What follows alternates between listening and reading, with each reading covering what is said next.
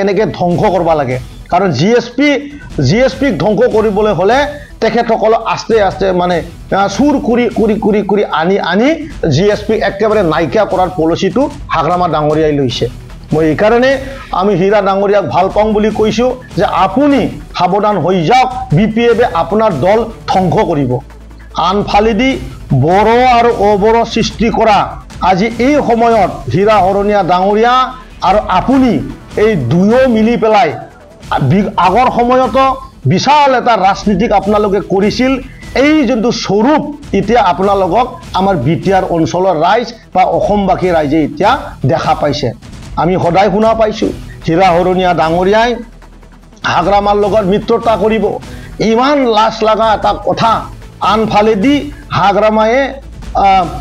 হাগ্ৰামায়ে আমাৰ প্ৰাক্তন সাংসদ আমাৰ হীৰা হৰণীয়া ডাঙৰীয়াক তেখেতে মানে ইগনোৰ কৰি চলি আছে। আৰু এই আনফালেদি হীৰা ডাঙৰীয়াই গাদ্দিৰ স্বাৰ্থত লোভৰ স্বাৰ্থত ভৰিত ধৰি হাগ্ৰামা মহিলাৰ পাৰ্টনাৰ হ'বলৈ খুজি আছে। ইমান লাজ লগা পৰিৱেশত ৰাজনীতিক তেখেতসকলে কৰিছে, আমি নিন্দা কৰিছোঁ। সমাজক সুস্থ সমাজ বনোৱাৰ কাৰণে আমি ৰাজনীতিক কৰিব লাগে। মই তেখেত দুটাকো কৈছোঁ যে আগন্তুক দিনত আপোনালোকক আমাৰ মিডিয়াৰ থ্ৰুৱেদি হীৰা হৰণীয়া ডাঙৰীয়া ব্যক্তিগত মোৰ নিজৰ দাদা বুলিও মই মানো, কিন্তু ৰাজনীতিকটো ইমান সৰল ইমান সহজৰে ৰাজনীতিকটো আমাৰ হীৰা হৰণীয়া ডাঙৰীয়াই যাতে নলয়। আৰু আমি বিপিএফৰ বিৰোধীহে আমি থিয় হ'ম বুলি আমি এক হৈছোঁ। এই সময়ত হীৰা হৰণীয়া ডাঙৰীয়াও এইটোৱে কথা কৈ ৰাইজক এক কৰি পেলাই তেখেতে দুবাৰৰ এমপি হৈছিল। কিন্তু আজি আমি দেখা পাইছোঁ অলপমান আৰ্থিক ইফাল কৰি আপুনি সমাজক যাতে মানে বিভ্ৰান্ত নকৰে। কাৰণ অবড় সংগঠন যদিও জন্ম পাইছিল, তেখেতসকলে এটাই উদ্দেশ্য আছিল বিপিএফক মানে এই অঞ্চলৰ পৰা ধ্বংস কৰা। আৰু আজিও এই স্থিৰতে যাতে থাকে এইটো আহ্বান কৰিছোঁ। কাৰণ জিএসপি দল জীয়াই থকাটো আমি বিচাৰোঁ, আমি জিএসপি দলটো ধ্বংস হোৱাটো নিবিচাৰোঁ। ধ্বংস এইকাৰণে নিবিচাৰোঁ, জিএসপিৰ লগত বিপিএফৰ মিত্ৰতা হোৱা বুলি কোৱাৰ লগতে এই আৱাজ দিয়াৰ পিছতে এতিয়া বিপিএফৰ মানুহবিলাকৰ লগত জিএসপিৰ লগত এটা সম্পৰ্ক হ'বলৈ ধৰিছে গ্ৰাউণ্ডত। কিন্তু বিপিএফ দলে জিএসপি দলৰ মানুহবিলাকক নি ৰাতি দুনিয়াৰ মানে জইনিঙৰ কাম কৰি আছে।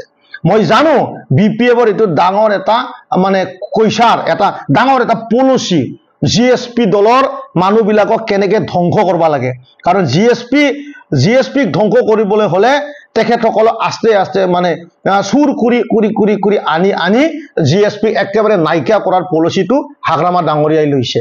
মই এই কাৰণে আমি হীৰা ডাঙৰীয়াক ভাল পাওঁ বুলি কৈছোঁ যে আপুনি সাৱধান হৈ যাওক, বিপিএফে আপোনাৰ দল ধ্বংস কৰিব। ধন্যবাদ। আজি আমি আপোনালোকৰ প্ৰেছ মিডিয়াৰ দ্বাৰা এটা এই সময়ত চলি থকা বিশেষ কৰি হাগ্ৰামা মহিলাৰী ডাঙৰীয়াৰ যি অবাস্তৱহীন আৰু সমাজক এটা মিছা এটা বাৰ্তা দিয়া আমি দেখা পাইছোঁ। আৰু ইয়াক লৈ আমি অলপ চিন্তাত আমি পৰিছোঁ যে যোৱা চৰকাৰৰ সময়ত যি ৩,০০০ কৰোৰ টকা যি লাইবিলিটি তেখেতে আমাৰ ইউপিপিএল আৰু বিজেপি চৰকাৰত বজা জাপি দিলে। আৰু এতিয়া আমি দেখা পাইছোঁ তেখেতে আমাৰ যি বিটিচিৰ যি 2025-26 যি আমাৰ ফাইনেন্সিয়েল ইয়াৰ আছে, ইয়াত কণ্ট্ৰেক্টৰসকলক আৰু আমাৰ অফিচাৰসকলক তেখেতে ধমকি দি আছে যে তেখেতৰ চৰকাৰ আহিব আৰু তেখেতে সেই লাইবিলিটিটো গ্ৰহণ নকৰে। আনহাতে তেখেতে ছেক্ৰেটাৰীসকলক ভয় খুৱাইছে যে আমাৰ প্ৰমোদ বড়ো ডাঙৰীয়াই হেঁচাত তেখেতসকলক কাম কৰিলে তাৰ মানে দণ্ডনীটো তেখেতে দিব। এতিয়া মই ক'ব খুজিছোঁ যোৱা 15 বছৰৰ যি তেখেতৰ কৰ্মকলা, তেখেতৰ ভ্ৰষ্টাচাৰী, তেখেতৰ লুণ্ঠনকাৰী যি ৩,০০০ কৰোৰ টকা তেখেতে খাই গ'ল, গেলি দিলে কেঁচাই কেঁচাই আমাৰ ৰাইজৰ টকা। যিমান অসম চৰকাৰৰ পৰা টকা পাইছিল, কাৰণ BTC যেতিয়া গঠন হৈছিলে 2003 চনত, এই সময়ৰ পৰা অসম চৰকাৰৰ পৰা ইয়াৰলি 60 crore 70 crore ঠিক তেনেকুৱা কৰি চলি আহিছে। আৰু সেইটো যদি আমি প্ৰত্যেক বছৰ ইনক্ৰিজ কৰিও যদি আমি যদি 15 বছৰৰ তেখেতসকলৰ শাসনকালটো ধৰোঁ, তেনেহ'লে ৩,০০০ কৰোৰ টকা পাৰ ইয়াৰ যদি আমি 200 কৰোৰো ধৰোঁ, তেনেহ'লে পাৰ ইয়াৰ 15 বছৰত ৩,০০০ কোটি টকা হয়। আৰু এই হিচাপেৰে যদি আমি ভাবিবলৈ দেখা পাইছোঁ, আমি ৰাইজে গম পাইছোঁ তেখেতে ৩,০০০ কৰোৰ এটা টকাও চৰকাৰক খৰচ নকৰাকৈ হাগ্ৰামাৰ হস্পিটেল, হাগ্ৰামাৰ cancer machine, Hagrama hotel, Hagrama resort বনোৱাত তেখেতে পুৰা পইচা খৰচ কৰিছে। আজি CIT তেখেতসকলে বনোৱা বুলি কয়, তেখেতসকলে ইউনিভাৰ্চিটি বনোৱা বুলি কয়। একচুৱেলি হাগ্ৰামা মহিলাৰী তেনেকুৱা একো কাম কৰা নাই। এই যে CIT আৰু ইউনিভাৰ্চিটি, এইটো আমাৰ BTRত থকা যে আমাৰ 32 লাখ জনগোষ্ঠী আছে, আমাৰ এই সমাজৰ কাৰণে এটা মানে চেন্ট্ৰেলে দিয়া এটা পেকেজ আছিলে। আৰু ইয়াৰ খালি কন্ট্ৰেক্টৰসকলে এই কামটো কৰিছে। আৰু এই টকাটোৰ হাগ্ৰামা মহিলাৰী ডাঙৰীয়া আৰু তাৰ কোম্পানীয়ে গোটাই মানে কমিশ্যন ৰাজ কৰাৰ বাদে তেখেতসকলে তাতে একো কৰা নাই। আৰু CIT বনাইছে, CITত তেখেতসকলৰ কোনো এজন ষ্টাফ নাই। তেখেতসকলক কেনেকুৱা এই CITখন কেনেকৈ চলিব, ক'বা হস্পিটেল যদি বনাই গৈছে, সেই হস্পিটেলত তাত ডক্টৰ নাই, এই হস্পিটেলক কেনেকৈ চলাই যাব, তেনেধৰণৰ তেখেতসকলে একো কাম কৰা নাই। সদায় চৰকাৰটো অহা মাহত BJP আৰু UPPৰ চৰকাৰ অহা মাহত পৰিব, অমুক মাহত পৰি যাব, আমি চৰকাৰ কৰিম, তেনেধৰণৰ ভাষণ দিয়া হাগ্ৰামাৰ একচুৱেলি মেণ্টেলি এটা মানে বেমাৰ, তেখেতৰ মানে ব্ৰেইনত এটা বেমাৰ এটা সৃষ্টি হ'ল, সাইকো এটা মানে এটা সৃষ্টি হৈছে, যাৰ কাৰণে তেখেতে খালি ইলেকশ্যন আহিলে তেখেতে চৰকাৰ ভাঙাটো সদায় দেখা পায়। আজিৰ UPPৰ এনেকুৱা দিন নহয় যে তেওঁ কোৱাতে কোনোবা চৰকাৰ ভাঙিব, কাৰণ আজি আমি NDAৰ অংশীদাৰ এটা পাৰ্টি UPPL। আৰু আমাৰ মুৰব্বী আজিৰ দিনত আমাৰ দেশৰ প্ৰধানমন্ত্ৰী,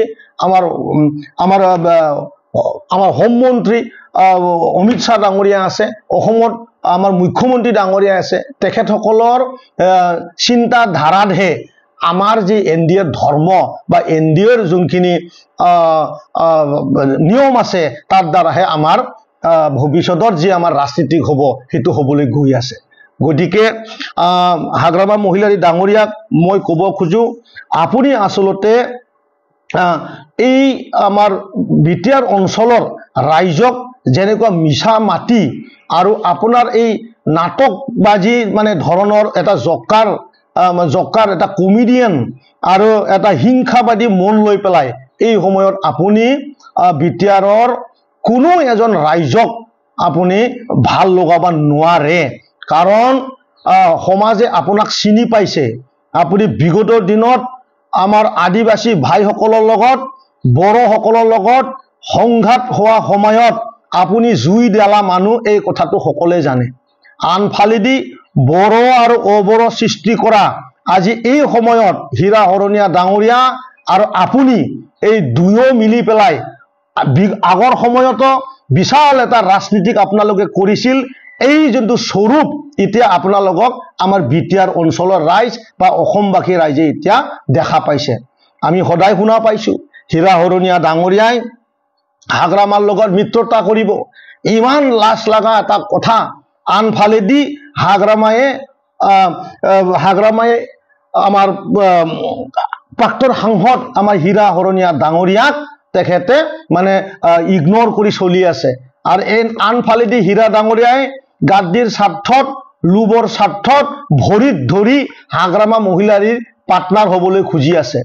ইমান লাজ লগা পৰিৱেশত ৰাজনীতিক তেখেতসকলে কৰিছে আমি নিন্দা কৰিছোঁ সমাজক সুস্থ সমাজ বনোৱাৰ কাৰণে আমি ৰাজনীতি কৰিব লাগে মই তেখেত দুটাকক কৈছোঁ যে আগন্তুক দিনত আপোনালোকক আমাৰ